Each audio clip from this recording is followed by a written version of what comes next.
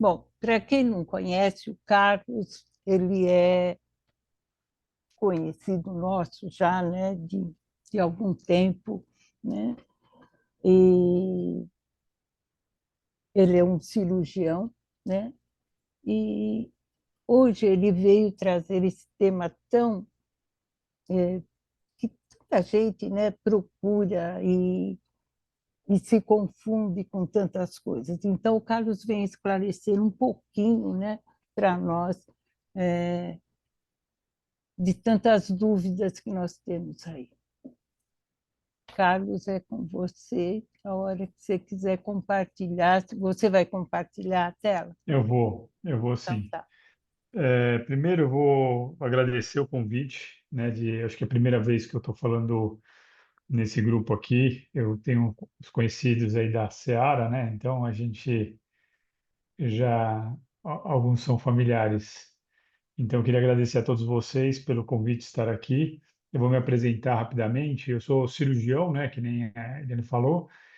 Sou cirurgião do aparelho digestivo, então minha área é da área da parte digestiva. Eu não faço transplante, embora tenha transplante na área do aparelho digestivo, tanto transplante de intestino quanto transplante de fígado e transplante de pâncreas são feitos por cirurgiões do aparelho digestivo que se especializaram em transplante, né? Mas eu não faço transplante. Já participei de alguns transplantes na minha formação, como cirurgião geral, já participei, tive a oportunidade de participar de transplante de rim e eu já participei também de transplante de fígado, mas isso durante a minha formação lá na residência, que já tem algum tempo. Eu estou falando isso porque eu não vim aqui como especialista em transplante, tá? Mas, de alguma forma, como tem vários órgãos que são transplantados do aparelho digestivo, também é da minha área algumas coisas. E aqui a ideia não é a gente se aprofundar também no tipo de transplante em si, mas dar uma ideia para. Eu dividi, e organizei minha apresentação, para dar uma ideia para vocês. Eu não sei quem daqui ou se tem alguém da área de saúde. Tem alguém da área de saúde? Tá. E aí, então a ideia aqui é trazer um pouquinho do que é o processo de transplante, doação de órgãos, falar um pouco dos aspectos legais, técnicos, sobre isso daí, e a gente terminar com a proposta no final dessa apresentação, terminar com uma reflexão sobre o impacto que o espiritismo pode ter nesse assunto, né? E um pensamento filosófico a respeito desse assunto, que daí eu vou pedir a ajuda de vocês para a gente fazer depois em conjunto essas reflexões, tá bom? Então, eu vou começar compartilhando com vocês. Se tiver alguma dificuldade, de som ou de... Espera um pouquinho só. Se tiver alguma dificuldade de som ou de visualizar os slides, por favor, me avisem, tá? Pode deixar. Bom, eu esse aqui é o tema que eu vou abordar hoje, essa noite, né? Ah, Liana, eu estou vendo que está vendo alguns pedidos de para entrar na sala, só interrompendo um pouquinho, para Não entrar. estou Você está vendo, conseguindo? não. Eu vou fazer o seguinte, eu acho que é Não, pode, melhor então, eu, pode deixar que eu estou admitindo todos aqui, rapidinho. tá? Ah, então tá bom. Eu queria saber Tá? se tinha Você não mais se alguém preocupe cuidando com disso. isso, tá bom? Tá bom, não tem problema. Eu vi que estava para eu admitir, então eu não sabia se tinha mais alguém cuidando disso. Ótimo, obrigado, É, viu? É Miriam, né, que falou. é. Sim. Obrigado. Então, vamos lá, vamos falar sobre doação e transplante de órgãos. Vamos fazer depois uma reflexão, sobre a visão do Espiritismo em relação a esses dois temas, né? Aqui tem uma ilustração que eu coloquei, né, que a gente está no mês de setembro, que é o mês que a gente é o mês do transplante, né? Que a gente o Setembro Verde. Ele foi eleito como o mês do transplante. Não é à toa que o padroeiro ou dito padroeiro do transplante é Cosme e Damião, que é o mês que a gente comemora essas entidades de Cosme e Damião, que eram entidades médicas E, é claro, tem um mito em cima deles, né, do primeiro transplante feito, que é o transplante da perna do soldado, é, de o rei estava com a perna em gangrena e que precisou fazer uma amputação e depois ele acordou transplantado da perna de um soldado que já havia falecido, né? Então tem esse mito em torno de um dos milagres de Cosme e Damião, né? E aí isso é representado em várias obras. Aqui tem uma das pinturas que representa esse mito. E aí é por isso que Cosme e Damião é considerado aí o padroeiro, né? Do transplante de órgãos. Então a gente tem essa referência. Mas vamos lá, vamos falar um pouquinho sobre o transplante em si. Então, o que que é o transplante de órgãos? Quais são os órgãos que a gente pode transplantar? Eu vou abordar aqui um pouquinho de aspectos técnicos e falar, e passar uma ideia. Não sei se todos vocês têm ideia dos transplantes que podem ser feitos e as estatísticas do transplante no Brasil, né? Então, eu vou falar um pouquinho do Brasil e do mundo. Então, a ideia é para vocês terem uma ideia como está a evolução. Eu procuro todo ano, faço essa apresentação com alguma frequência, né, para o grupo lá da Seara, uma vez por ano, aí mais ou menos tem sido desde a pandemia. E aí eu sempre trago algumas estatísticas. Essa aqui era de 2019, mas uma mais atual. A gente vê que todos os transplantes, que o número de transplantados no Brasil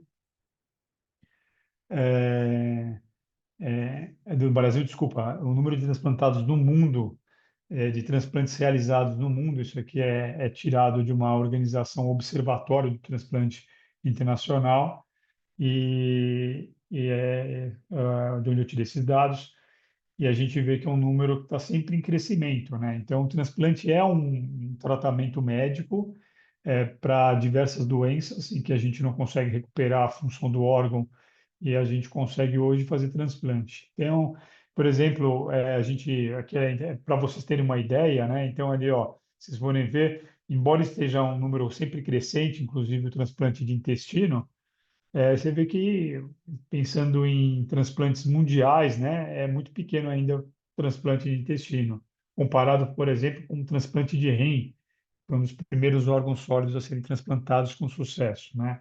Então, a gente tem aí essa. É claro que tudo isso depende da estatística, depende das doenças que levam à necessidade de transplante e depende também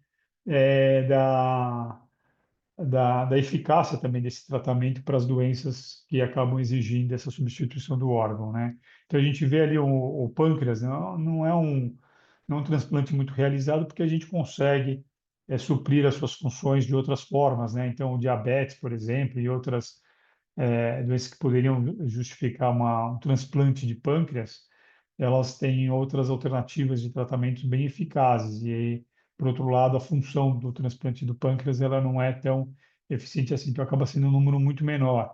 O rim não, o rim é bem consagrado, né? Então, e a gente tem um número muito importante, como a maioria das pessoas tem dois rins, né? O esquerdo e o direito. Então, a gente acaba tendo um número bem maior, porque também tem a possibilidade de mais facilmente haver transplante intervivos, né? Então, vamos falar um pouquinho mais sobre isso ó, mais para frente, mas aqui para vocês terem uma ideia do transplante agora no Brasil, né? Então, aqui nesse gráfico, esses dados todos aqui foram tirados aqui a fonte do Registro Brasileiro de Transplante de Órgãos, que é uma revista, um registro oficial da ABTO, que é a Associação Brasileira de Transplante de Órgãos, né? Então, esses dados aqui a gente vê, dá para ter uma ideia, mais ou menos aqui ó, por órgão, né? Deixa eu tentar tirar aqui tentar mudar aqui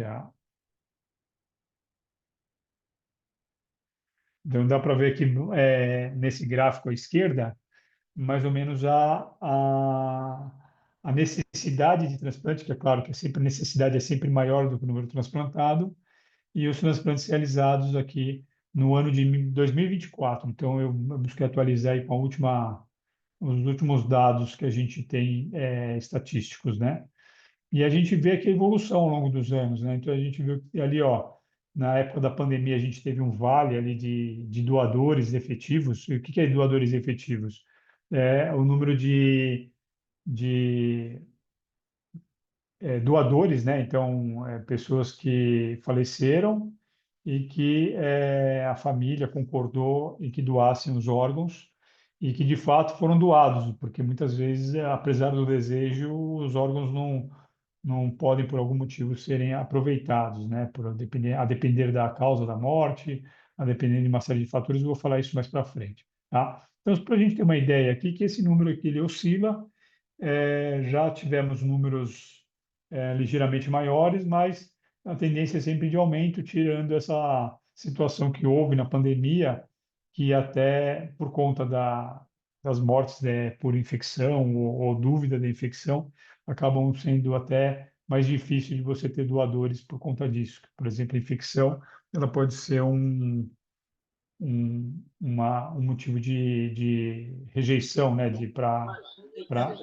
para doação, né? Mas aqui dá para a gente entender. Alguns órgãos eles atendem uma demanda de transplante e necessidade muito próxima, né? Que nem a gente pode ver aqui na córnea.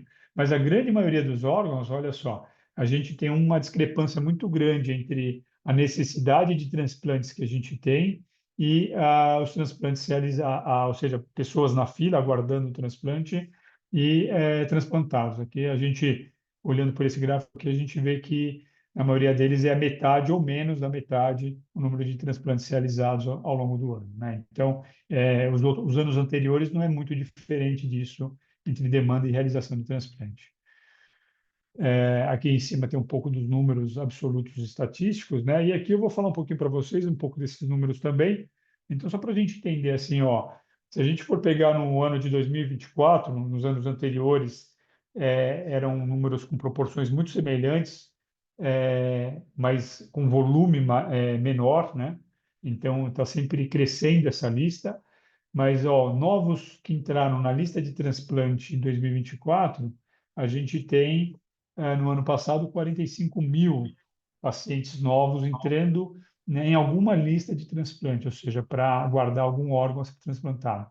Dentre esses, 1.200 crianças, né? Então, a gente entender que também tem quem que precisa desses transplantes não são só adultos ou em fase muito avançada de alguma doença, às vezes são doenças congênitas ou condições lá na primeira infância que levam alguém precisar de algum órgão para manter-se vivo, né, ou do transplante.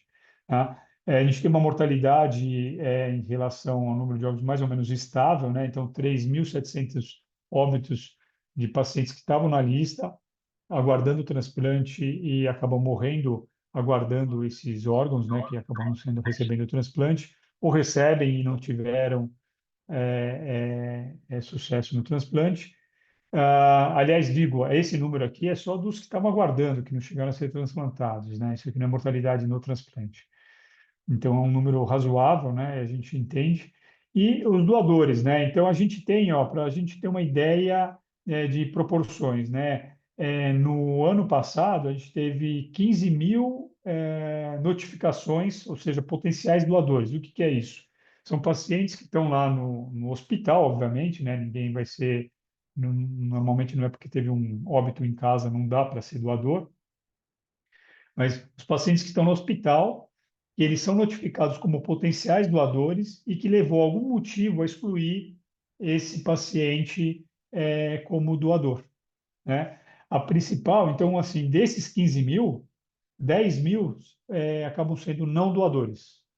A gente vê que, embora a gente identifique um potencial de 15 mil doadores, muito mais do que a metade, ali, dois terços dos pacientes vão ser considerados como não doadores. E a causa disso, uma das causas importantes é esse aqui, ó, são as recusas. Vê 46% desses não doadores, esses potenciais doadores, acabam não sendo doadores por recusa familiar, né?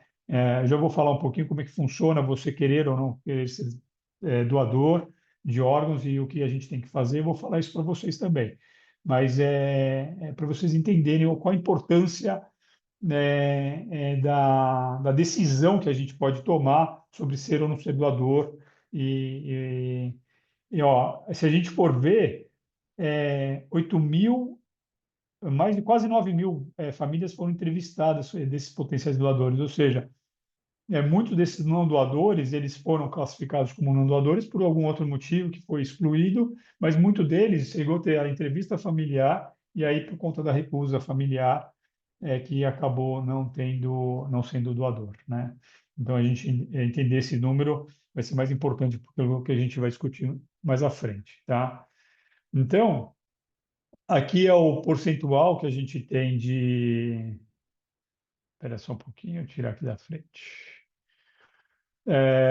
Percentual de efetivação de doadores em relação ao número de notificações. Então, a gente vai ver, ó, conforme aqui é uma estatística nacional, né, que são os estados, e a gente vê que a gente tem embora tenha notificação, nem sempre, quando a gente chama de doador efetivo, é aquele doador que chegou a usar o órgão para doação, né? Então conseguiu doar de fato.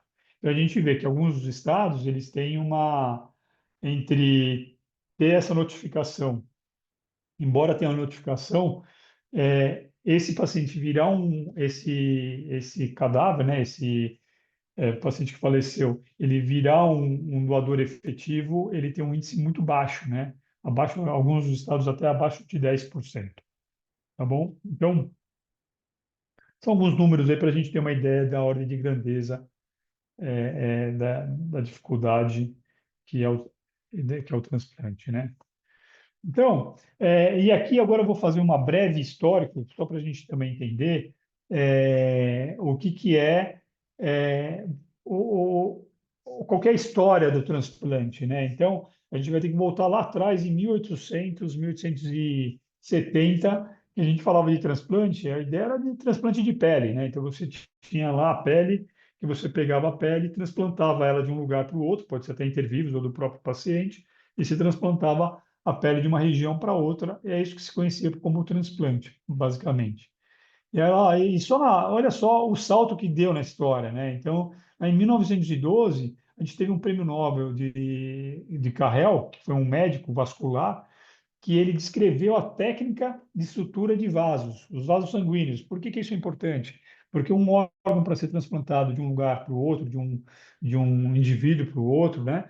Ele precisa ter a circulação. E aí a gente precisa de uma técnica apurada de sutura vascular. Então você vê assim que lá no início do século passado, a gente estava caminhando, engatinhando ainda com técnica cirúrgica, né? Falando muito mais de técnica cirúrgica para poder falar do transplante. E aí a gente ainda estava muito longe do primeiro transplante, vocês vão ver isso, né? O primeiro transplante renal bem-sucedido foi só em 1954. E aí ele foi feito em gêmeos idênticos.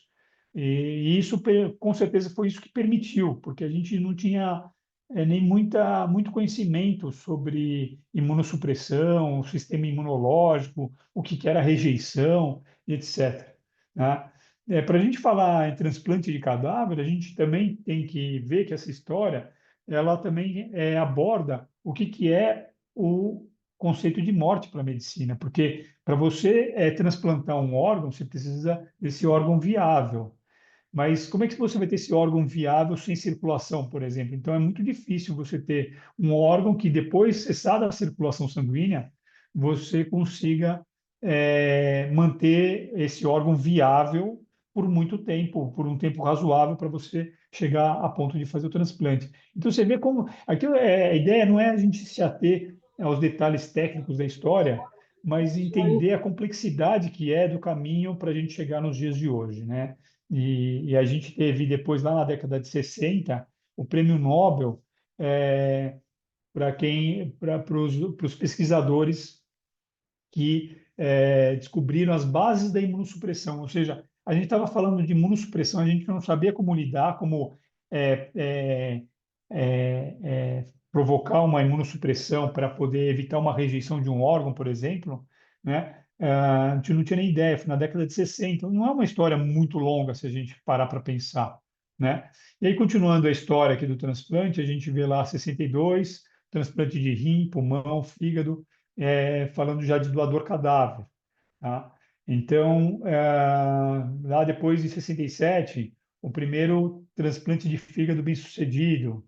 Depois, em 68, aqui, mais uma vez, né, o conceito de morte, o entendimento da morte do ponto de vista biológico, do ponto de vista científico, também foi importante esse desenvolvimento e também cultural, obviamente, para a gente poder desenvolver e ter mais possibilidade do avanço do transplante. Então, isso foi lá em 68 que marcou, junto praticamente com uma assembleia que ocorreu, não foi no mesmo lugar, então esse comitê de Harvard é uma carta escrita por cientistas que se uniram para discutir esse conceito nos Estados Unidos, na Universidade de Harvard. Enquanto isso, se discutia num congresso de Sydney, teve a declaração para falar sobre o conceito de morte, morte encefálica, né? A ciclosporina, que é uma das medicações que usa-se no controle da rejeição, ou seja, na modulação das reações imunológicas ali do transplante, ela só veio na década de 80, gente. Tá? E é depois disso que outras medicações foram desenvolvidas. O transplante de fígado no Brasil, o primeiro feito foi em 85, né? E hoje, para vocês terem uma ideia, a gente tem no Hospital das Clínicas como pioneiro e até com uma estatística bem grande que se destaca na literatura mundial, o transplante de útero, né, para a gente entender. Então, hoje a gente avança, que não se tem nenhum momento estatística do transplante de útero porque é um número muito pequeno, ainda mais internacional, e são situações muito particulares. Mas a gente pode discutir mais isso adiante. Então, para vocês terem uma ideia, o quanto que isso é uma história muito longa, precisou de bases muito sólidas para a gente chegar nos dias de hoje. E a história aqui, a mensagem, é que ela não anda sozinha a ciência para conseguir ter a ideia do transplante, né? A ideia do transplante, a gente falava lá, tinha as pinturas na Idade Média, que eu mostrei no começo dessa aula, eu já falava alguma coisa com os mitos sobre transplante, as figuras de quiméricas, né, então já se idealizava isso daí na imaginação, né, do homem, mas a gente vê efetivar isso e a gente vê como no início dessa história ele passou muitos anos para a gente desenvolver e andar pouco, e nos últimos anos a gente tem um avanço muito grande no que se refere ao transplante, né? Ah, aqui, para a gente... Deixa eu... Espera um pouquinho só que agora eu me perdi na configuração aqui para ver vocês. Então, o processo de transplante, ele passa por várias etapas, né? Então, só para a gente entender qual que é o caminho de efetivar o transplante, primeiro a gente precisa ter um possível doador. Onde vai estar esse paciente? O paciente que acaba morrendo no hospital em condições relativamente controladas ali, porque ele precisa ter alguma manutenção dos órgãos para tornar viável o transplante, tá? Então, a gente precisa do doador. Depois, o segundo passo, esse doador, ele só é um doador de fato se ele tiver firmado um diagnóstico de morte encefálica. E dependendo da condição em que o paciente se encontra, a morte encefálica, às vezes, ela leva 48 horas ou mais para fechar esse diagnóstico, né? Então, para a gente entender, eu vou falar também um pouquinho sobre esse conceito para vocês entenderem que é uma dúvida de muita gente. Tá? Então, existem critérios bem estabelecidos para a gente definir o que é morte encefálica. Tá? Depois disso, embora tenha um paciente que foi diagnosticado uma morte encefálica, portanto, agora a gente está falando de um cadáver, de um corpo ali, e o paciente em vida, mesmo ele tendo manifestado o interesse dele de fazer o transplante, aqui no Brasil a gente precisa da autorização da família, né? E como em vários países também. Então, os familiares vão autorizar ou não que esse paciente que acabou de morrer, que teve diagnóstico de morte encefálica já consumado, ele seja, de fato, um doador. E aí não basta isso. eu tenho então uma entrevista com a família, para uma série de, para ter um histórico médico, para uma série de outras coisas, para ver se tem a concordância da família, né? Então precisa dessa autorização, aqui estaria invertido, né? E aí, sim, se ele preencher todos esses critérios e ainda ter critérios clínicos para que o órgão dele, às vezes, depende da causa da morte, que levou, ou até a condição clínica do paciente nesse momento da morte, né? Ele pode ter tido falência de vários órgãos, ou seja, não serem viáveis os órgãos que ele, mesmo sendo o desejo dele e da família, de ser um doador. E aí depois tem uma cirurgia, que é uma cirurgia de retirada de órgãos, que ela ocorre, é importante que seja dito, igual uma cirurgia. Então, assim, tem um anestesista que acompanha o cadáver, né, o doador. A cirurgia ela é realizada com técnica cirúrgica, até porque tem que preservar os órgãos, etc. Tal. E ao final dessa cirurgia, é reconstituído o corpo, né, externamente, tal qual o final de uma cirurgia, né? Então, o paciente é operado, no final da cirurgia é fechado ali o abdômen, se for nos órgãos do abdômen que foram retirados, no caso, no tórax, se for o coração que for retirado, ou vários órgãos, é comum quando é doador, aproveita-se mais de um órgão, né? Então, é reconstituído a parte externa do aspecto ali do corpo, né? Então é uma cirurgia completa, tá? Então, com equipe anestésica, equipe cirúrgica completa, cirurgião, auxiliares, instrumentador, tem toda a equipe, e ela é feita com antisepsia, com todos os cuidados que tem uma cirurgia comum, tá bom? E aí, esse órgão retirado, agora ele tem que passar por um processo de preservação, ou seja, a gente não sabe se ele ainda está apto completamente para ser aproveitado por um outro paciente, um paciente que está aguardando numa lista de transplante, né? E aí vai ser transportado, também é uma logística. A gente tem o nosso país com essas dimensões continentais, ficar complexo, e a gente justifica até um pouco isso a quantidade de transplante. Mostrei lá para vocês viram que tem uma discrepância bem grande, por exemplo, na região sul e sudeste, né, em relação ao restante do nosso país em número de transplantes, né? Então, tem a preservação do órgão e o transporte do órgão. E aí tem a cirurgia do receptor. Então, aí esse órgão chega no destino dele, né, chega a ser transplantado. Cada órgão, e aí é outra coisa que é interessante, as pessoas têm muita dúvida, né? A lista de transplante é uma lista nacional, ela é regulamentada. E cada órgão tem o seu tipo de regulamentação. Então, a BTO, que é a Associação Brasileira de Transplante de Órgãos, na verdade, eles têm as suas comissões de transplante de fígado, de rins, de córnea, e todos os órgãos que são transplantáveis, eles são gerenciados numa fila única, né? É claro que tem critérios, por exemplo, um doador que falece em São Paulo, por exemplo, você não vai ficar só por uma questão de lista, transportando por muito tempo um órgão para regiões muito distantes e deixando talvez de beneficiar por conta da preservação do órgão, né? Então, tem uma série de critérios que eles acabam regionalizando essas listas, de acordo também com a demanda e a procura, tá bom? Então, é assim que ocorre a cirurgia, o processo todo da doação até o transplante de órgãos, né?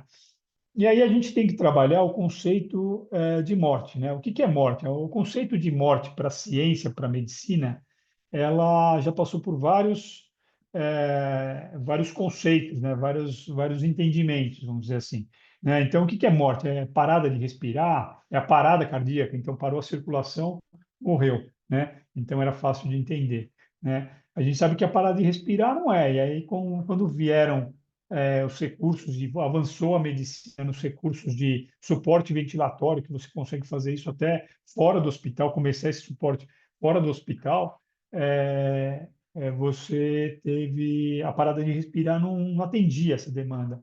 A parada cardíaca também é muito complexa, porque a parada cardíaca, às vezes, o coração, se eu tirar o coração numa pesquisa, se eu tirar o coração de um corpo vivo, ele pode continuar batendo, né? Ele pode, eu consigo um coração, por exemplo, até estudava-se bastante fisiologia, né, com os animais, hoje é cada vez menos, mas eu com o coração eu consigo provocar e deflagrar batimentos coordenados do coração, mesmo estando fora de um corpo, tá? Então, assim, o que que é? Então, a parada do coração não é só a parada do coração que define a morte, tá? E até a gente compreender o que que é a perda, a gente sempre existiu o conceito da perda irreversível das funções cerebrais. Então, o paciente que ele lembrando que a função cerebral não é a capacidade cognitiva de pensar ou de memorizar, eu não estou falando disso, eu estou falando de funções até mais primitivas, funções que no cérebro controlam o respirar, a pressão sanguínea, o batimento cardíaco, as funções que a gente chama de funções vitais, né? Então, com a morte cerebral, né, que a gente fala do cérebro primitivo, do cérebro, das funções básicas do tronco do cerebelo não, do tronco cerebral, é, a gente sabe que esse paciente ele não sobrevive. Hoje a gente sabe isso, né? Agora, para a gente chegar nessa conclusão e definir o que que é a morte encefálica de forma segura, a gente levou algum tempo, que nem eu relatei para vocês, né? E o conceito de morte, ele também não fica só na ciência, né? A gente tem um conceito de morte e aí ele vai é, é, depender e vai se esbarrar nos conceitos religiosos, conceitos éticos e políticos até, né? Então a gente tem o que uma sociedade entende pela morte, o que aquela sociedade ou aquela comunidade pode compreender como de fato a morte ou o final da vida terrena, né? O final da vida física, né? Que a gente entende aqui na Terra. Deve ser baseado em evidências, então, em compreensões científicas sólidas, mas também tem que respeitar o entendimento e a, a cultura, as diferentes culturas que a gente convive, né? E aí tem um aspecto religioso que vai ter uma importância muito grande, a gente vai falar mais para frente, né? Ah, e aí, o que desenvolveu, vários eventos na história a gente teve que foram importantes para essa melhor compreensão e a sedimentação desses conceitos, né? Então, a gente tem desde na história assim fatos que foram importantes ali do ponto de vista, por exemplo, religioso, o Papa em 1957, é o Papa Pio XII na época, ele fez uma declaração sobre o prolongamento da vida, né? Então, é, é, sendo mais, abrindo, na verdade, uma margem para até um ambiente de religião também discutir o que seria um prolongamento inefetivo da vida, né? Um prolongamento até um sofrimento, né? O conceito de coma de passé, né, em 59, depois aquele comitê de Harvard que eu falei que aconteceu praticamente concomitante, na verdade, a publicação foi em 68, mas a assembleia, essa, essa Assembleia Médica Mundial que ocorreu em Sydney, na Austrália, foi publicada em 68, né? E junto com a conclusão do comitê de Harvard, e aí a uniformidade, na verdade, a comunidade médica internacional e diversos outros momentos também se reuniu e se reúne com o avanço da medicina, a gente vai tendo mais exames ou melhores conhecimentos sobre a função cerebral, por exemplo. Então, isso isso pode ser atualizado.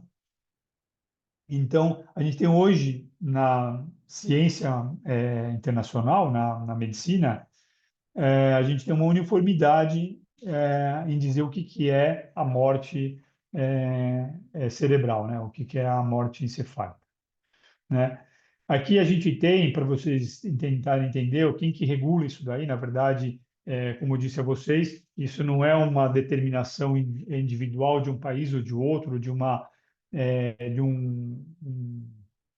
conselho médico de um país ou de outro. Então, mas a gente tem, obviamente, o Conselho Federal de Medicina, que ele apoia as decisões científicas e regulamenta o que é o procedimento para a determinação da morte encefálica. Então, o método é complexo, a ideia é que não é a gente ficar discutindo, mas tem vários processos e vários critérios. Por exemplo, para vocês terem uma ideia, dependendo da medicação, por mais que você possa falar, ó, o paciente está claramente, ele está em morte encefálica, assim, ele pode ser um consenso médico, mas se ele estiver usando determinadas medicações, por exemplo, como essas medicações poderiam falsear sinais fisiológicos, a gente não faz nenhuma prova de morte encefálica com o paciente que está tomando essa medicação. A gente espera depurar essa medicação, suspender a medicação, para depois, por exemplo, fazer essa. Então, o paciente não vai estar, por exemplo, sedado ou com alguma medicação e vão considerá-lo morto porque era um efeito da medicação. Isso não vai existir.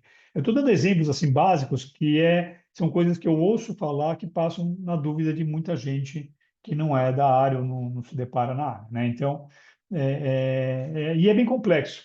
E você tem que fazer provas que elas devem ser repetidas com o mesmo resultado depois de um período. Então, você não faz simplesmente o exame. Ele é atestado por mais de um médico, então não é só a opinião de um especialista, de um médico que vai fazer. E normalmente quem faz esse atestado não é nenhum médico que está cuidando diretamente desse paciente. Então, pelo menos um dos médicos não ser um médico externo, um médico neurologista que vai fazer essa avaliação ou alguém capacitado para tal, né? Um intensivista, tal, uma coisa assim. Então, para vocês entenderem que constatar a morte encefálica não é tão simples e não é tão fácil assim. A gente também, como eu disse para vocês, a gente também esbarra, quando a gente traz esse tema para ser discutido, na legislação. E tomando assim rapidamente um histórico sobre o que foi a legislação que interfere ou não na regulamentação e transplante dos órgãos, a gente tem a primeira lei citando o transplante de órgãos lá na década de 70, praticamente, né, 1968, né? Obviamente que isso passou por um aperfeiçoamento da lei, à medida que a ciência também ia avançando. A gente tem, ó, lá no Hospital das Clínicas, na época que eu me formei como residente, a gente tinha uma unidade que chamava-se Unidade de Transplante Experimental.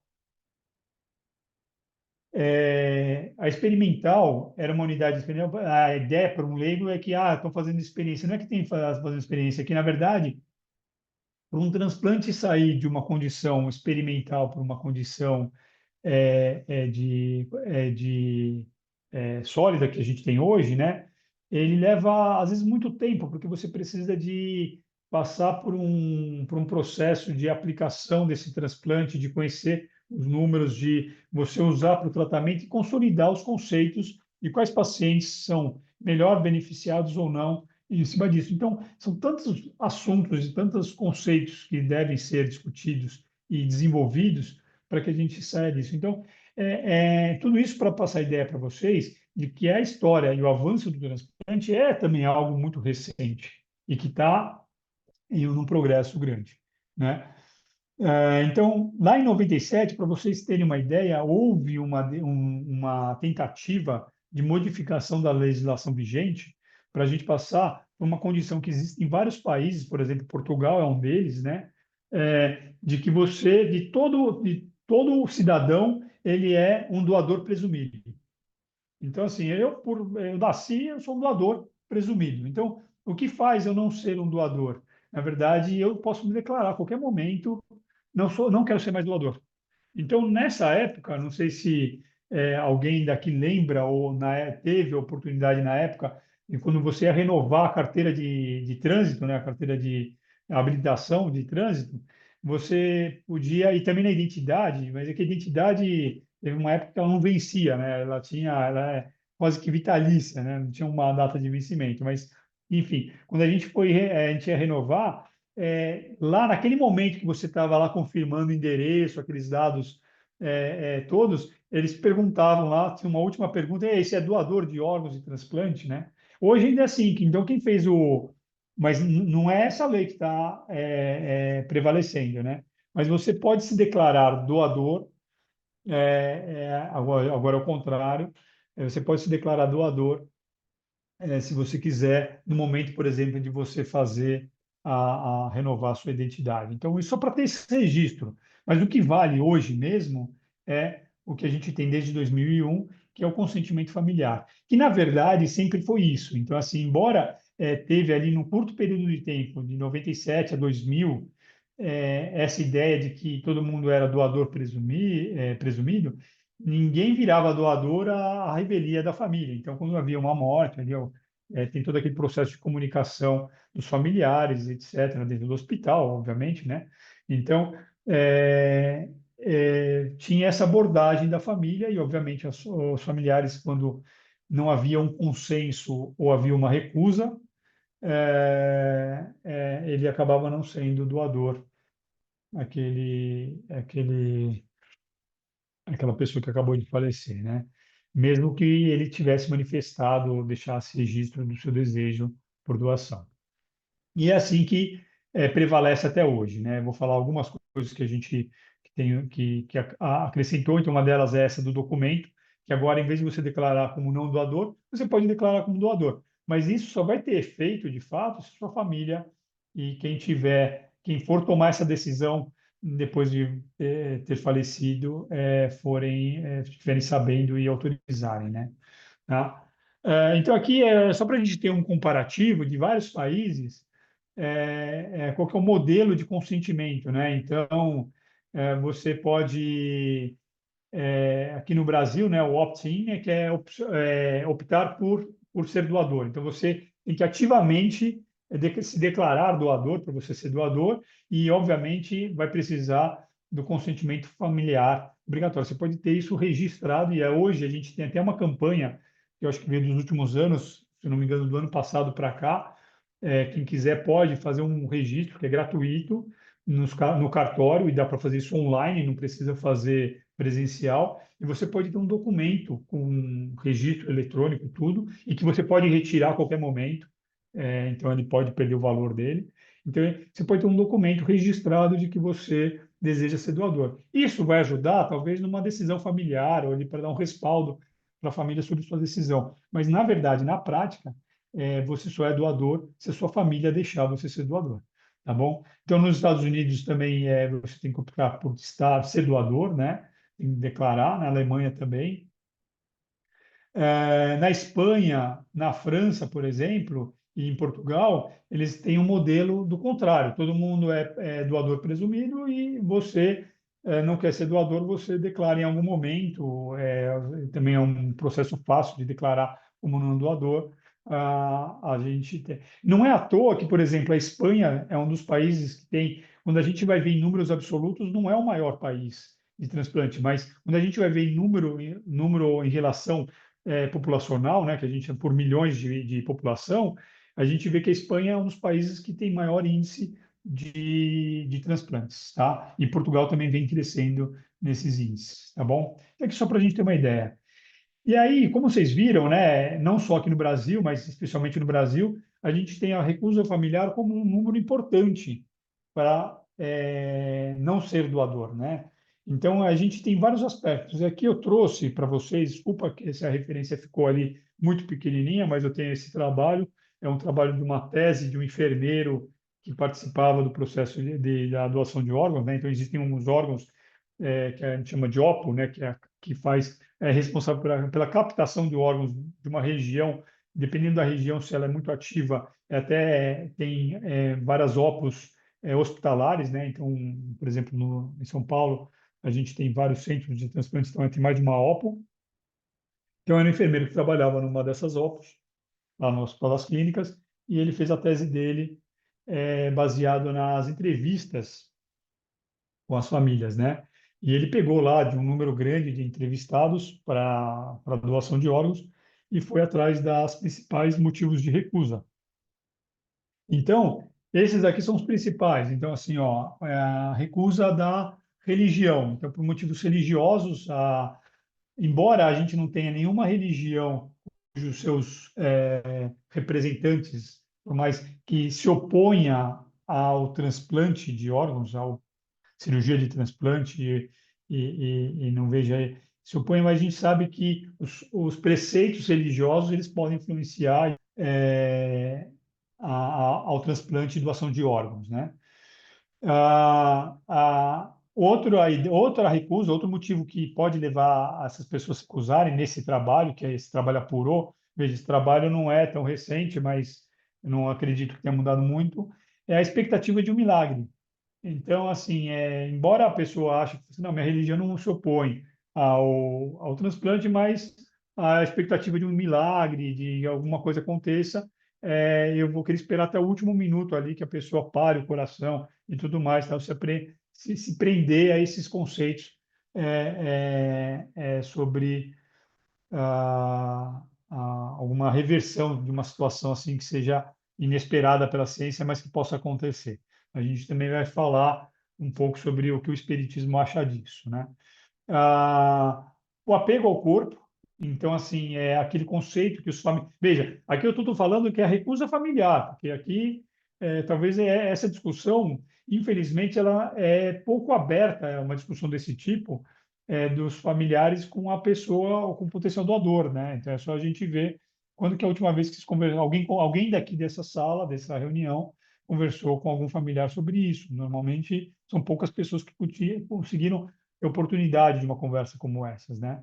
Então, talvez ter participado de uma reunião como essa seja um motivo para puxar essa conversa, né? Então, o apego ao corpo é um dos motivos também. A pessoa acha que vai ficar deformado ou que vai ter uma deformidade depois dessa cirurgia de doação de órgãos, né? Então, e aí por isso que eu salientei que o processo da cirurgia é um processo completo, então não é que são retiradas as vísceras e fica tudo aberto, é um cuidado que tem com o corpo semelhante, né, a uma cirurgia completa.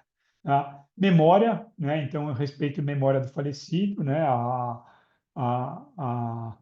é um argumento, é um dos argumentos que às vezes aparece como recusa, né? Embora, se a gente for para pensar na memória, o ato de doação é uma forma de perpetuar para quem não acredita numa espiritualidade, uma forma de homenagear até o falecido, né? O medo, né? Então, os parentes muitas vezes têm um medo de autorizar e essa carga, que o medo é no sentido de ter uma responsabilidade muito grande para tomar uma decisão dessa. Você, não, ele vai ser doador, e aí, como é que vai? Se tiver algum questionamento na família, amigos, então, você deixou doar, então existe esse receio também, e isso é uma motivação para a recusa. Dúvida do diagnóstico, então tem muita gente que tem a dúvida diagnóstica, então não entende bem, por isso que eu quis frisar um pouco mais ali, qual que é o processo de diagnóstico de morte encefálica que hoje a gente tem por entendimento, e a complexidade para a gente ter chegado nesse conceito que a gente fala hoje sobre morte encefálica, com segurança, né? Mas, apesar disso, tem muita gente que não tem esse conhecimento e tem dúvida sobre isso. Ah, comunicação, então, as informações encontradas no próprio hospital, ou às vezes a forma de abordagem, elas também, às vezes, são um motivo, então a pessoa não entende direito todo o processo e aquele momento difícil de estar lidando ali com o diagnóstico ou com uma notícia da morte de uma pessoa querida, próxima, né, de um familiar, e ali, às vezes, essa comunicação ela é realmente difícil de ser feita, embora quem faça essa entrevista tem todo um treinamento para isso, e uma metodologia para isso. E tem conhecimento suficiente para trazer essa informação. E sobre o tráfico, né? Então, assim, tem aquela ideia de que, se for declarar que é doador, esses órgãos vão ser vendidos no mercado negro dos órgãos e aquelas ideias, né? Tinha até aquelas notícias falsas, né? De situações que a pessoa acorda numa banheira com gelo, que retiraram os órgãos, eram sempre notícias falsas que não traziam e nem trazem nenhum benefício para ninguém, né? Só traz prejuízo aí, espalhando é, é, as fake news, né? As notícias falsas e mentiras, né? Então, esses são os principais motivos de recusa, né? E aqui, sobre o ponto de vista é, religioso, para destacar a importância disso, que isso não é motivo só de preocupação nosso aqui local, né? Então a gente vê publicações internacionais, né? Então que são é, o, o título aqui de alguns artigos científicos, que são de publicações no meio científico, no meio médico, falando ou relatando a estatística desse tipo de problema. Então, é de fato um problema real, né? Então, aqui a gente tem um número é, de intenção, né, de doadores de órgãos, né? Então, a gente tem aqui, dentre as religiões, então a gente vê que algumas religiões elas são mais abertas para esse tipo de transplante. Então, esse aqui é um trabalho que foi publicado, fui pegar um trabalho de 2003, então aqui coloca o espiritismo, né, espírita, como uma das religiões que mais aceita e os seus seguidores, né, que os seus é, é, aceitam o transplante, né? E, é, e aí eu coloco essa tirinha aqui, né? Que, na verdade, para a gente ser doador, né? Aqui está em inglês, né? Então, traduzindo, assim, é a historinha do o porco e o ratinho lá conversando, né? Eles são personagens de história de uma tirinha de quadrinhos que, às vezes, traz questões meio filosóficas, assim. E aí alguém me passou essa tirinha uma vez que ele falava assim um pouquinho eu decidi que vou doar todos os meus órgãos eh, depois de morrer. E aí o ratinho querendo saber o porquê, né? Por quê? E aí é porque se eu fizer isso antes, isso vai me matar. Ou seja, às vezes a comunicação nossa, né, de explicar ou de fazer se entendido até com os nossos próximos, né?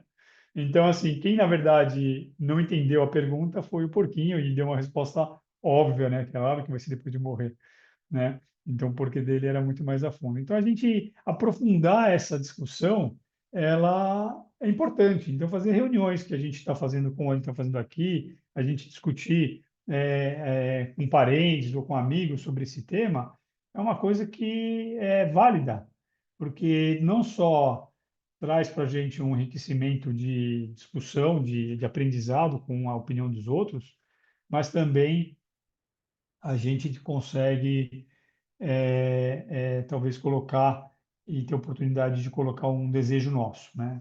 Então, a gente tem vários aspectos. Aqui é um grupo de filosofia, né? A gente tem vários aspectos quando a gente fala de filosofia e transplante, né? Então, na luz da filosofia, a gente pode reconsiderar a visão do transplante, além de uma substituição de parte do corpo, né? Tirar um órgão daqui, levar para o outro lugar, para o outro corpo, fazer ele funcionar. Então, a gente tem que discutir qual que é o limite do corpo, né? Até onde vai o limite do nosso corpo, a definição do eu, quando aquele corpo que está servindo como doador de órgãos e ele está sendo, os órgãos estão indo para corpos diferentes, se a gente pensar o que é o eu, é essa fragmentação, é mais do que isso, é, é também isso, inclui isso. Então, o que é o limite do corpo, a definição do eu e o conceito de vida e morte, né? Que é um conceito extensamente debatido aí, não só na filosofia, mas também nas religiões, né? Ah, e aí a gente também tem que considerar, quando a gente vai criar alguma discussão desse tema, as perspectivas. Porque a gente, quando está discutindo aqui, no caso, não sei se tem alguém que recebeu ou tem familiares que receberam órgãos, né? Então, ou foi doador em vida, por exemplo, né? O de rim, por exemplo, fígado também pode ser doado em vida, né? Então, tem várias perspectivas do receptor, da família do doador e do doador, né? Então, a gente tem todos esses aspectos para serem debatidos. Ah, quando a gente fala do ponto de vista da medicina, né? Então, qual que é o propósito principal da medicina, né? O que que a medicina, por que existe a medicina na nossa sociedade, né? Na humanidade? Porque a gente é uma ciência que a gente busca, investe até hoje, né? E avança nos conhecimentos, né? Ela é respeitada. Porque qual que é o propósito dela? De onde surgiu a medicina? É cuidar? É curar? É chegar numa cura? é aliviar sofrimento, é contribuir para o aprimoramento da raça humana, ou seja, a gente melhorar a qualidade de vida. Então, o que que é? Qual que é o papel da medicina na nossa sociedade, né? Eu acho que é um pouco de tudo isso daí, né? É cuidar, é curar às vezes, quando possível, né? Aliviar o sofrimento sempre, né? E contribuir também para a humanidade, dando qualidade de vida, aprimorando conhecimento e trazendo para a gente mais conhecimento do nosso corpo também.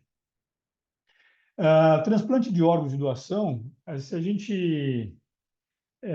gente for pensar nesse tema, é um tema que modifica a visão e a experiência do ser humano em relação ao próprio corpo, né? Porque quando a gente fala de um órgão funcionando, que estava num corpo, e agora ele está funcionando num outro corpo, né? E daquele corpo não saiu só aquele órgão, tem outros órgãos, então a gente a gente vai rejeitar qualquer definição limitada da existência do corpo humano, do que é o ser, qual que é a abrangência do que nós somos, né?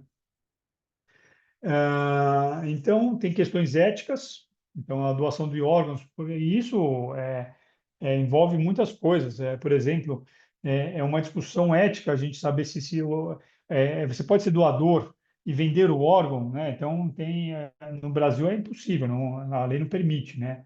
Então, na maioria dos países não é permitido isso, né?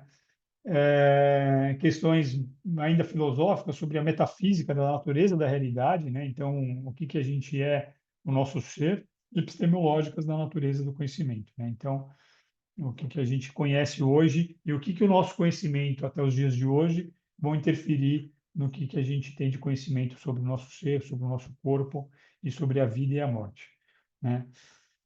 Então, vamos falar um pouco do que a gente propõe aqui nesse grupo, né, que é transplante de órgãos e espiritismo. E aqui eu vou falar da minha opinião, colocar embasamento aqui na literatura espírita, e aí eu vou querer abrir para a opinião de vocês e ouvir de vocês também, é, é, sem dúvida nenhuma. Então, vamos lá.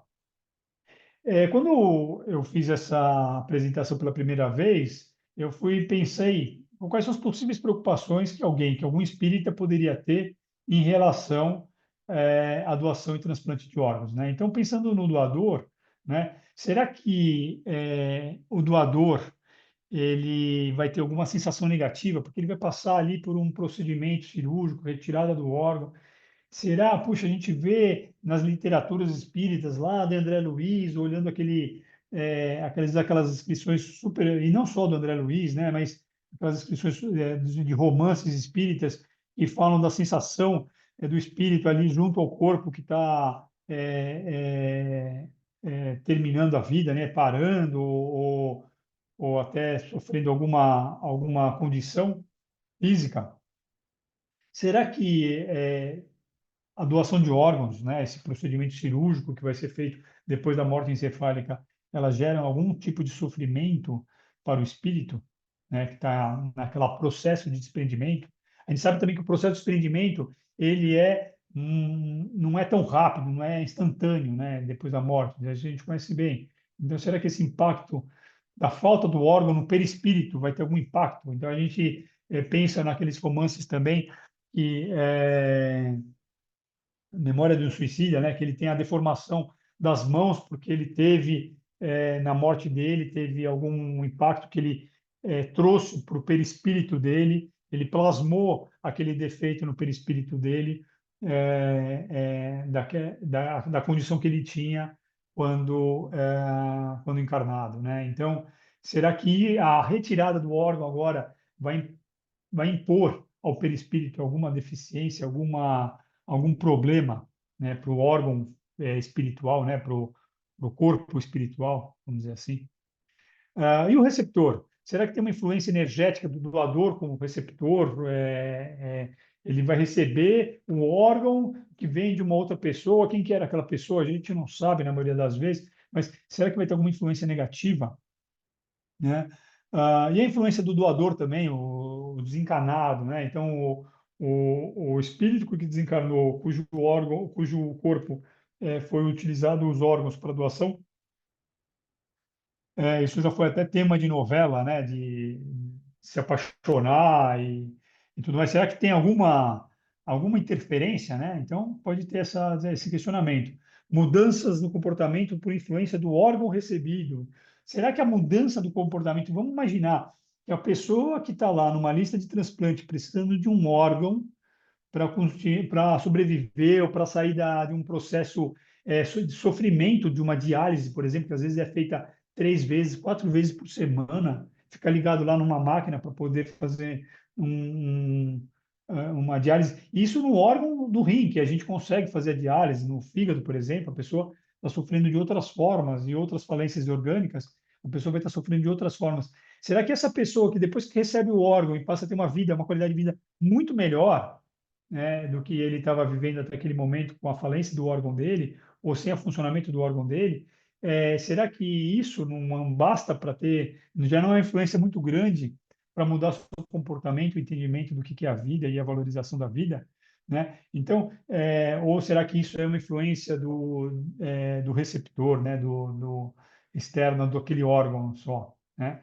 E conceitos por espiritismo a gente precisa entendê-los bem, discutir bem. Então, o que é a morte do corpo físico, a separação da alma e do corpo e a influência dos espíritos encarnados? Então, esses conceitos, qualquer espírita que ele se debruce em estudo para trabalhar esses conceitos, são básicos no espiritismo, né? São perguntas que envolvem várias questões de Kardec ali e vários temas de estudos espíritas.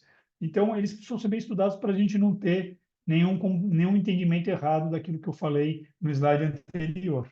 Então, eu trouxe aqui algumas questões e algumas passagens lá. Eu fiz questão de botar lá a foto, que não é uma coisa nova para o Espiritismo, né? E eu peguei todas as referências que eu vou citar aqui, elas vão ser dos livros de Kardec, né? Da obra básica de Kardec. Então, aqui no Céu e Inferno, né?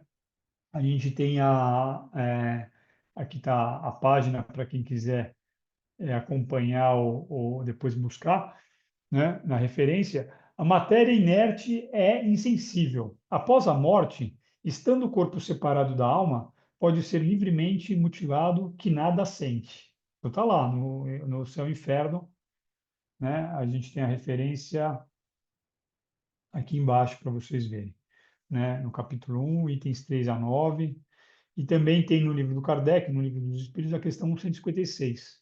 No homem cuja alma se desmaterializou e cujos pensamentos se desvincularam das coisas terrenas, o desprendimento quase se completa antes da morte real. Então, ó, ele está falando aqui morte real, lembrando que Kardec, lá em 1850 e 3, lá em 1857, quando foram escritos os livros de Kardec, né, quando ele publicou, na verdade, então, nessa época, a gente tinha outros conceitos. Eu mostrei para vocês, né, a linha do tempo sobre o avanço da ciência e o avanço dos conceitos de morte.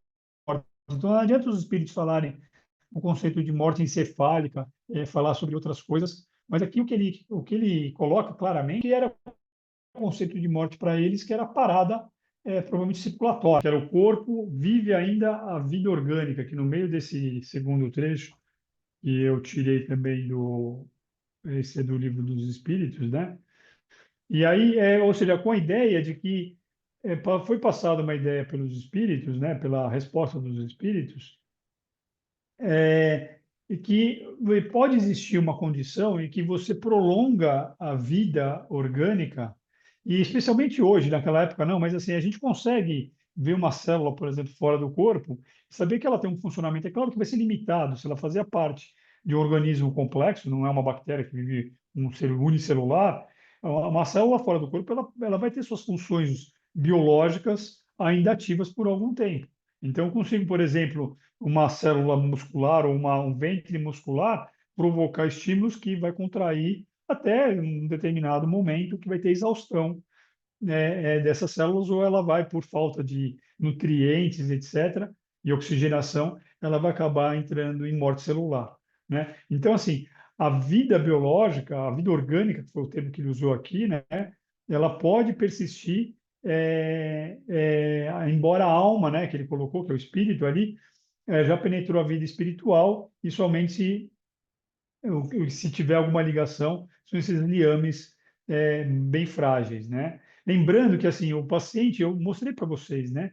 O paciente, a argumentação às vezes de que mas essa ligação não é esse desligamento do corpo, ele não é tão rápido. A gente não está falando de um doador que foi de uma hora para outra e num acidente no meio da estrada que vai ser decidido isso. Esse paciente, por mais que ele tenha a morte encefálica, por exemplo, por acidente, que aí pega uma população até mais jovem, que tem os órgãos saudáveis, até às vezes uma condição de doação ideal para quem vai receber os órgãos, né? Porque normalmente são pacientes mais jovens e às vezes essa morte é causada, por exemplo, por uma lesão encefálica irreversível, né? E que é irreversível com a manutenção da vida, né? Não é irreversível com perda de alguma função cognitiva. Mas voltando, então, esse paciente, ele vai estar no hospital até ser declarado e constatado morte encefálica. Ele passou por diversos exames e isso invariavelmente leva a períodos maiores do que um dia, 2 dias ou até mais do que isso, né? Então aqui ele está colocando justamente situações e ainda coloca assim, ó, e somente a ligam no corpo vivo são frágeis que se rompem sem dificuldade com o último batimento do coração, né? Então, não significa que precisa, tem gente que se apega a esse batimento do coração nessa frase para falar de que, não, precisa do parada cardíaca, parada da circulação para que haja o desenlace. É claro que não era isso. E ali o conceito de morte na época, da ciência da época, era parada respiratória, parada de batimento cardíaco. Era bem simples, não tinha um exame acessório, complementar, não tinha mais nada além disso, né? E entendia e compreendia-se muito mal a fisiologia, a neurofisiologia também, né? Bom, no livro dos Espíritos também, ali, ó, na questão 154, a separação da alma e do corpo é dolorosa? Não. O corpo frequentemente sofre mais durante a vida que no momento da morte. Neste, a alma nada sente. Então, é, já diminuindo aqueles argumentos de preocupação sobre a sensibilidade ou o sofrimento do espírito por estar doando, né? O corpo dele ter sido um doador, ou passar por um procedimento de doação de órgãos. O corpo pode existir sem a alma, isso é uma questão 136A, também do Livro dos Espíritos. Sim, e não obstante, desde que o corpo deixa de viver, a alma o abandona, né? Indo ali para o negrito, ali no final. A vida orgânica pode animar um corpo sem alma, mas a alma não pode habitar um corpo sem vida orgânica. Tá? Então, aqui esse aqui é um argumento dá bem claro, né, sobre essa ideia de que você pode, por meios artificiais, manter o coração batendo, manter o paciente respirando, e a gente ainda assim entender que esse corpo já não abriga nenhum espírito, já não tá, não tem enlace com nenhum espírito ali mais, né? Então, de novo, se ele tivesse nos conceitos da ciência de hoje, essas respostas poderiam ser até mais técnicas, né? Mas aqui estava falando dessa manutenção da vida só biológica, né? Só orgânica. Na questão 156, a separação definitiva entre a alma e o corpo pode verificar-se antes da cessação completa da vida orgânica. Então, são várias questões que elas reforçam o mesmo conceito que a gente deu lá atrás. Então, assim, usando a mesma metodologia de Kardec, né, que ele não ficava satisfeito com uma resposta só e perguntava de formas diferentes e em grupos de médiuns diferentes para ratificar aquele conceito. Então, aqui a gente vê essas repetições também, né, nas questões de Kardec e auxiliando o nosso entendimento, né? Então, aqui ele responde o seguinte: o corpo é uma máquina que o coração põe em movimento. Ele se mantém enquanto o coração lhe fizer circular o sangue pelas veias e, para isso, não necessita da alma. Agora, a gente, com o conhecimento da medicina que temos hoje, a gente consegue manter esse coração com medicamentos, a circulação, o oxigênio através de aparelhos. Então, a gente consegue manter e perpetuar por mais tempo, também não é indefinido, mas a gente consegue manter por mais tempo, de forma artificial, essas condições biológicas para que essas células elas não morram, comecem a morrer lá no órgão. Então, eu mantendo uma célula oxigenada, com perfusão, com nutrientes e tudo mais, eu consigo manter essas células com função biológica, para não falar vida, né? Com função biológica por mais tempo, e aí para poder aproveitar o órgão, né? Então, sobre a separação da alma e do corpo ainda, né? Então, o desprendimento, a gente viu que ele coloca no Livro dos Espíritos, ali na questão 155, ele descreve como um desprendimento que é gradual. A velocidade pode ser variável, né? Para uns, no momento da morte, corresponde à libertação. Para outros, pode ser mais demorada, podendo ter horas, meses ou até esse anos a gente vai buscar na literatura fatos que a gente vê nos romances espíritas, né, que descrevem uma pessoa, um espírito sofrendo ao lado ali do corpo em putrefação praticamente, tendo ainda alguma ligação. Mas esses conceitos, eles são, eu não acho que esteja passando o conceito ainda de uma ligação como a ligação da animação do corpo, né? Então, isso, as questões anteriores deixaram bem claro, né? Então, ah, e é claro que isso tudo vai depender da afinidade material e sensual, né? Do espírito, né? E aí, vamos pensar também nos benefícios reais, né? A outro lado, de novo, a gente tem que ver, que nem eu coloquei nos slides anteriores ali, as perspectivas, né? Então, vamos pensar da perspectiva do doador. Na perspectiva do doador, a oportunidade de amenizar o sofrimento de alguém é uma caridade muito grande, né? Um ato de caridade ao próximo, você dando um órgão que a sua condição de vida naquele momento, depois do desencarne, cessar da vida aqui terrena, você permitir ao outro que tenha um prolongamento da sua vida terrena para o seu desenvolvimento espiritual, é um auxílio inquestionável, né? E é uma doação, um ato de caridade inquestionável também, né? Para a família do doador, além de ser um ato de caridade, né? Porque também a caridade também é da família, uma vez que essa família que toma a decisão pela, pelo ato da doação do órgão, né? Também de uma forma, uma homenagem ao seu parente, né? Então é uma caridade e uma homenagem a ele poder ser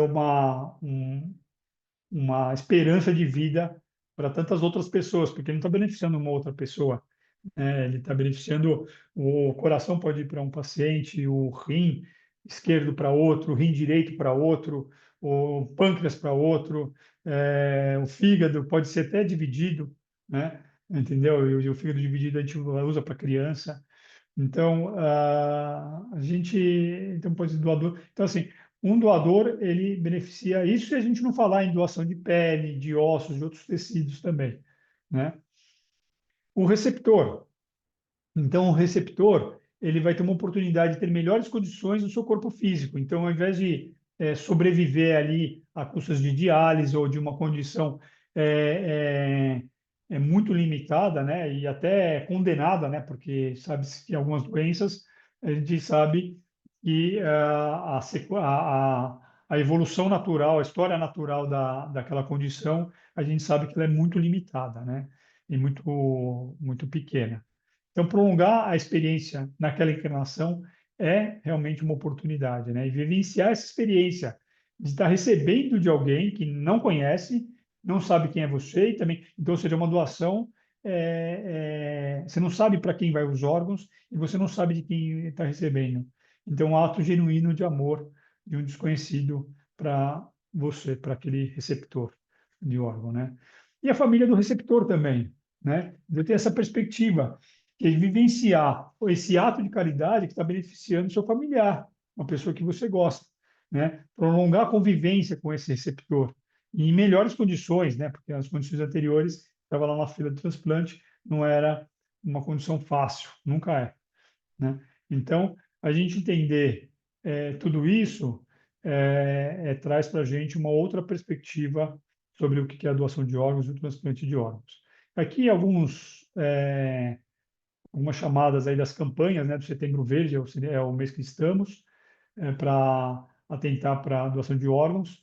Entender que a doação de órgãos, quem quiser apontar ali o QR Code para fazer uma declaração de doador pode ser feita, mas a doação de órgãos ela só é efetivada porque quem vai dar essa decisão são os familiares, né? Quem vai dar ali o consentimento sobre a doação de órgãos são os familiares. E são eles que precisam saber do seu desejo ou não de ser um doador de órgãos e os motivos disso, né? Então, tá bom? Então, aqui é a campanha, essa campanha já foi do ano passado, mas é uma campanha que, inclusive, mobilizou esse, o, esqueci o órgão, que é um órgão jurídico, né, e os cartórios, eles promoveram uma campanha para aumentar a doação de órgãos e estimular as pessoas a fazerem esse documento, que é o AEDO, né, vocês podem encontrar no site, então apontando ali para o QR Code, ou então acessando aedo.org.br, AEDO, né? AEDO, que é Autorização Eletrônica de Doação de Órgãos. Você pode fazer até um documento com certificado reconhecido, né, do cartório, aquele e-notariado, né?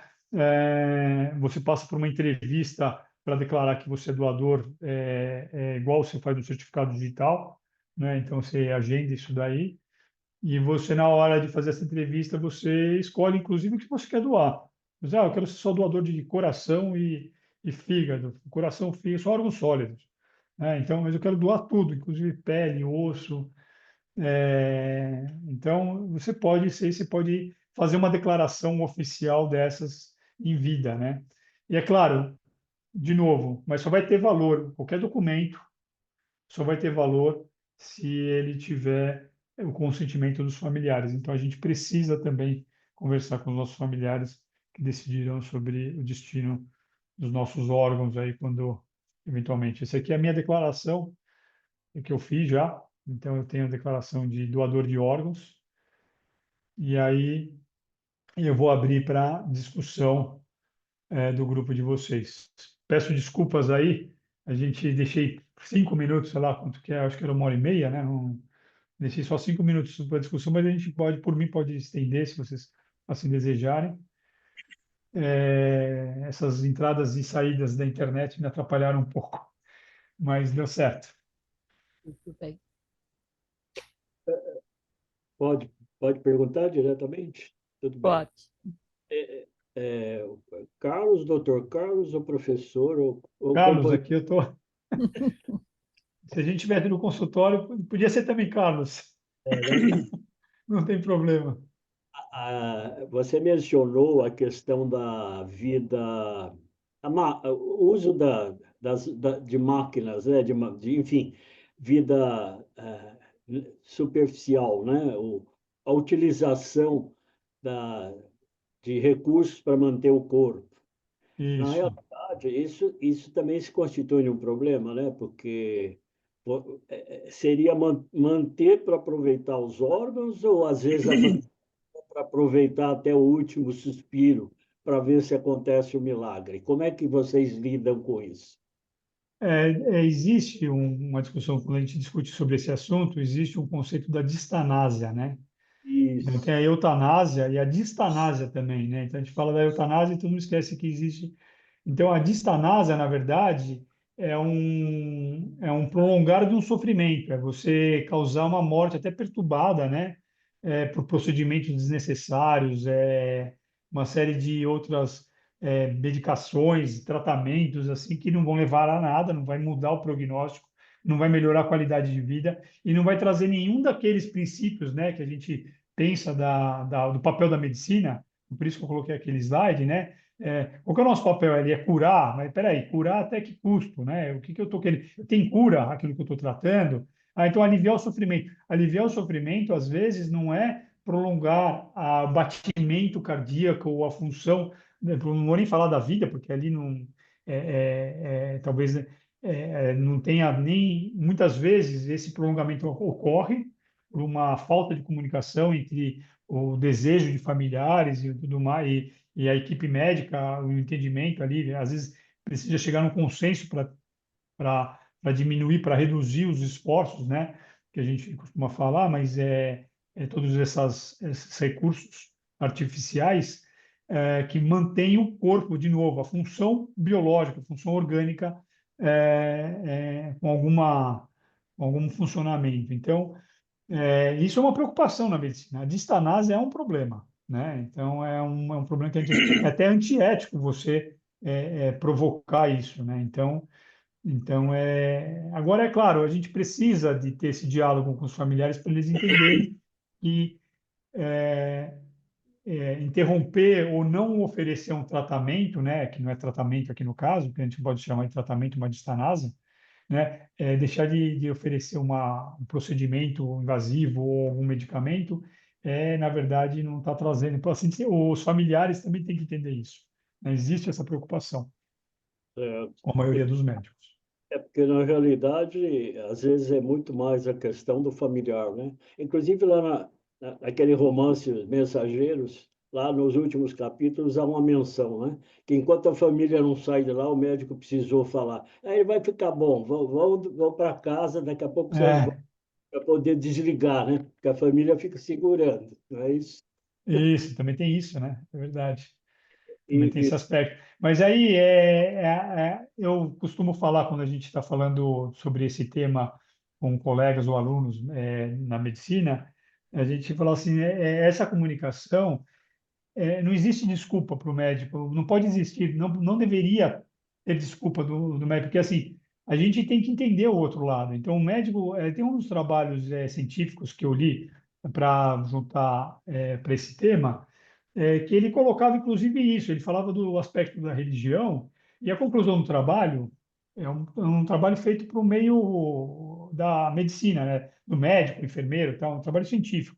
Então, a conclusão do trabalho é justamente isso. Assim, o médico ele tem que, é uma obrigação do médico ter um mínimo de conhecimento e cultura das diferentes religiões e das diferentes preocupações do outro lado, porque isso facilita a minha comunicação e como eu vou passar isso para um paciente, né? Isso não é só na comunicação de um diagnóstico, ela é importante. Não existe, não é admissível nos dias de hoje a gente falar que o médico não precisa dar satisfação ao doente, ele tem que dar satisfação, né?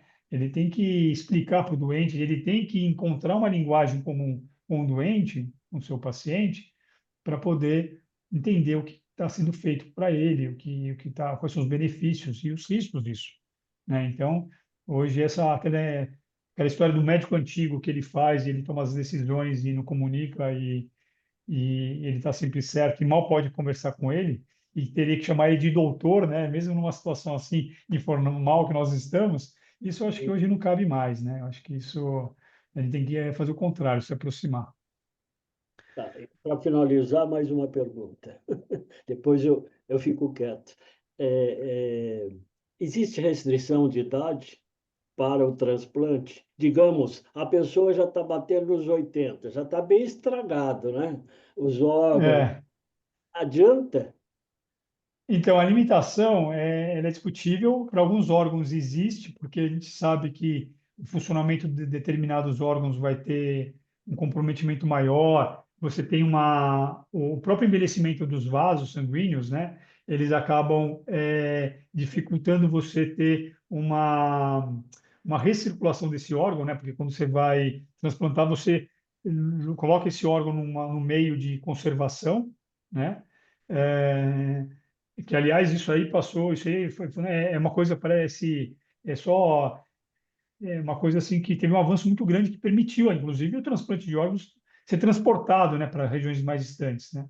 Então, mas ele permite, então, pode ter essas limitações, né? Então, o próprio funcionamento dos órgãos. Então, existe, eu não sei te dizer de cada órgão qual que é a faixa etária, qual que é o limite, mas esses limites, às vezes, eles são superados, né? Que nem a gente hoje, a medicina vai sendo desafiada, né? A gente tem cirurgias e tem trabalhos que a gente faz, mas qual que é o limite para fazer? Depende da saúde, depende da condição clínica de cada um, né? Mas, sem dúvida, existe para alguns órgãos, vai ter essa limitação. Francisco, eu queria perguntar, acho que levantou a mão. Ah, sim, rapidinho. O que às vezes vamos dizer assim, as pessoas ficam receosas, né? Quando a gente vê na mídia determinadas notícias, acho que é um rapaz, acho que ele é esportista, que sofreu um acidente, se eu não me engano, e ele ficou em coma, aí já estava no procedimento, porque você falou que não é simples, chegou aqui, deu paralisia cerebral lá, não funciona mais, e pô, não, você tem um processo, né, para ver isso daí e tudo mais. E ele parece que retornou alguma coisa, parece que ele, nesse processo, ele teria mexido, movimentado, alguma coisa assim, pelo menos é o que eu vi na notícia. Então, quando acontece coisas assim, sai notícia, as pessoas ficam receosas. Peraí, se ele aconteceu isso, então pode acontecer com todo mundo. Então, a pessoa fala, não vamos doar órgão, porque, né, ele vai ficar guardando, mas até quando? Né? Não, mas Pode falar. Não, mas ele deixou de ser, ele não foi adiante no processo de doação de órgãos, porque justamente o contrário. Pela segurança, as pessoas, eu sei que isso gera uma insegurança numa parcela de pessoas, mas se a gente entender e se a gente passar a notícia de forma contrária, assim, ó, a segurança é tão grande e que se ele tiver numa situação dessas, ela é detectada, né? Então, assim, aliás, ele provavelmente só estava fazendo esses testes só estava fazendo esse teste porque provavelmente era um doador em potencial, né? Para definir a morte encefálica, não é só essa aplicação, né? Até para tomar decisões sobre avançar em recurso ou não e não provocar distanásia. Então, às vezes você faz esses testes sobre morte encefálica, né? Então, para configurar ou para determinar a morte encefálica.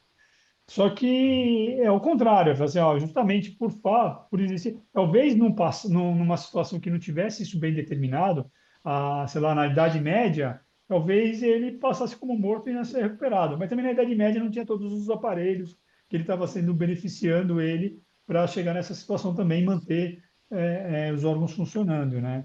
Mas assim, eu concordo com você. Só que qual que é o problema? Quando vem uma história dessas, e às vezes ela é, não é tão excepcional assim, Mas para o mas quem leigo, escreve a história, não, mas quem escreve a história vai escrever essa história com essa missão, né? Eu quero escrever uma história de superação, de milagre, uma história isso. para dar o ibope ali, para dar os likes ou sei lá o quê, né? Então ele coloca essa condição. Então muitas vezes ela acaba sendo até mais ou menos o seguinte: é uma ficção baseada em fatos reais, né? Então teve o milagre dentro do espiritismo, né? Mas não, É, a gente sabe que não é, né? Não, o que a gente chama de milagre é uma coisa que a gente não consegue entender direito. não existe, né, o milagre espiritismo. Exatamente. Na verdade, eu ia te fazer uma pergunta, Carlos, com relação a essas células. Os órgãos são formados por células, Sim. né? Não estou aqui falando sobre o transplante em si. É, essas células continuam vivas mesmo sem o espírito. Elas continuam com a função biológica, né? Isso é É, vida. não sei, isso é vida? A gente pode abrir o que é vida aqui, é a função da célula. Então, se eu pegar uma célula, eu vou pegar um espermatozoide, olhar ele no microscópio, ele está se mexendo lá, é vida? Ele se mexe, ele está fazendo a função dele lá. Eu vou fazer uma fertilização in vitro. Eu pego duas células, junto uma na outra e elas se multiplicam, elas formam um embrião. Isso é vida? Essa era a minha pergunta. Entendeu? Então, assim, é, é- aquelas questões de Kardec me deixam bem claro essas pessoas às vezes têm na questão, uma das questionamentos que tem, fala assim, puxa, mas a gente não é um ser unicelular. Então, assim, uma célula hepática funcionando, ela não vai trazer vida para o restante do organismo. E a célula hepática funcionando, ela depende do funcionamento de outros órgãos e de outras células em coordenação, né? Então, se você não levar aquelas células para um organismo que tenha todas essas outras condições, aquelas células também vão morrer, né? Então, assim, tem algumas células que param de funcionar, para a gente não confundir com o conceito de vida, mas elas param de funcionar muito antes que outras, mas algumas elas ficam funcionando por muito tempo, né? Então, Essa era a minha dúvida, se elas permaneciam por muito tempo funcionando. elas não permanecem, elas só permanecem se eu criar condições artificiais viáveis para elas permanecerem, porque elas não vão permanecer. Tanto que quando tira o órgão, eu tenho que perfundir ele, e às vezes a falha nessa perfusão determina até a morte desse órgão, ou a falência desse órgão, né? A gente chama de tempo de isquemia fria, porque quando tira o órgão do corpo, você esfria ele e você perfunde ele com uma solução que é uma solução super complexa, que já foi estudada e modificada ao longo do avanço da medicina, muitas vezes, né? E essa solução ela tem eletrólitos, nutrientes, uma série de composições que tentam mimetizar uma condição para tentar preservar o máximo número de células. Algumas provavelmente morrem, mas se a gente preservar a maior parte das células aquele órgão, talvez ele chegue lá no outro organismo e volte a funcionar plenamente, ou o suficiente para melhorar a coisa. Então, se você tiver um tempo muito longo de isquemia, dessa isquemia fria, você perde o órgão.